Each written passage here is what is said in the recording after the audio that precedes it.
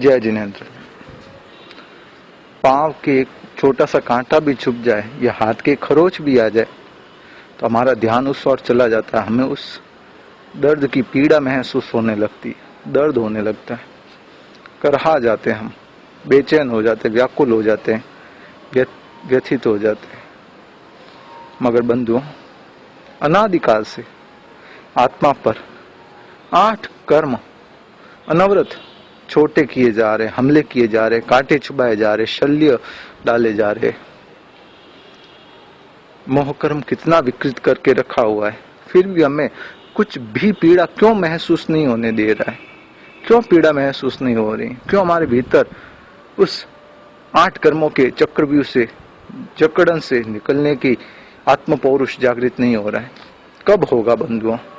कब आपके भीतर भी वो आत्म चेतना जागृत होगी?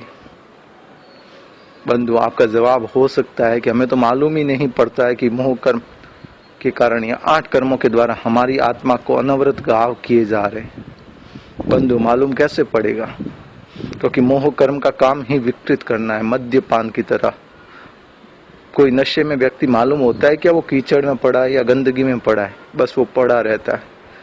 वैसे ही हम अनादिकाल से इस क्षण भंगुर नाशवान पुद्गल के सुख को वास्तविक सुख मान रहे हैं और उसी में उलझे हुए पड़े हैं, भटक रहे हैं।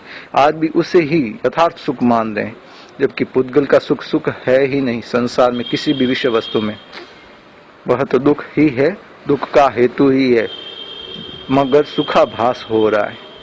जिस तरह किसी व्यक्ति को खुजली आती है, वह खुजलाता है, उसे बहुत अच्छा अनुभव होता है उस समय खुजलाते समय, अगर वही खुजलाहट उसके भीतर कितनी जलन उत्पन्न कर लेती है, कितना दर्द होता है बाद में, वो तो जिसको खुजली की बीमारी हो या खुजली आती हो उसे ही मालूम है। वैसे ही ये मोह कर्म सांसारिक सुखों में हमें खुश कर लेता है, प्रसन्न कर लेता है, वास्तविक पद से भटका देता है। हम पैसे, परिवार, पद आदि इन बाह्य वस्तुओं में, बाह्य पर में ही अपना सब कुछ मान लेते हैं, संसार मान लेते हैं। बाकी वास्तविक संसार तो केवल आत्मा के भीतर है। कोई मेरा नहीं, मेरी बस एक आत्मा है। बंधुओं, इस पीड़ा को, दर्द को महसूस क्यों नहीं कर रहे हो? कब महसूस करोगे? कोई व्यक्ति के ऑपरेशन हो रहा होता है, शरीर में चीर-फाड़ होते हैं या नहीं होते, मगर उसको सुन्न किया होता है पूरी बॉडी को, उससे मालूम नहीं पड़ता है, बेभान रखते हैं। वैसे ही मोह कर्म हमारे पूरे आत्मा को इस तरह से सुन करके रखा हुआ है कि हमें कुछ मालूम ही नहीं पड़ता है कि वह हमारी आत्मा को इतना तहस नहस कर रहा है, बर्बाद कर रहा है, इस 84 के चक्कर में भटका रहा है। आत्मा के मूल स्वरूप, मूल स्वभाव अरूपीपने से, अनंत ज्ञान, अनंत आत्मरमण से भीतर अनंत आत्मरमण, अनंत सुख, अव्यबाधक आल सुख, बिना बाधा रहित सुख भरा पड़ा है, मगर फिर भी हम छोटी छोटी चीजों में उलझ जाते हैं। आत्मा का मूल स्वभाव असंवेदन है, कोई संवेदना नहीं, न सुख की, न दुख की, न सर्दी की, न गर्मी की, न पीड़ा की, न खुशी की। आत्मा का स्वभाव ही असंवेदन है। अगर ये मोह कर्म की विकृति देखिए, इसका माया जाल देखिए बंधुओं, अनादिकाल से हमें उस सुख दुख की पीड़ा संवेदनाओं में ही उलझा रखा है, इसीलिए हम संसार में भटक रहे हैं।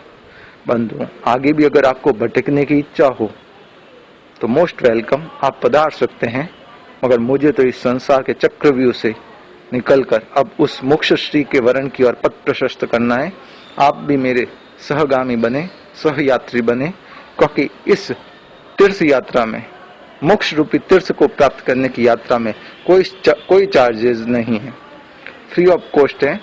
सारी फैसिलिटी मेरी तरफ से अवेलेबल है, इतनी ही है।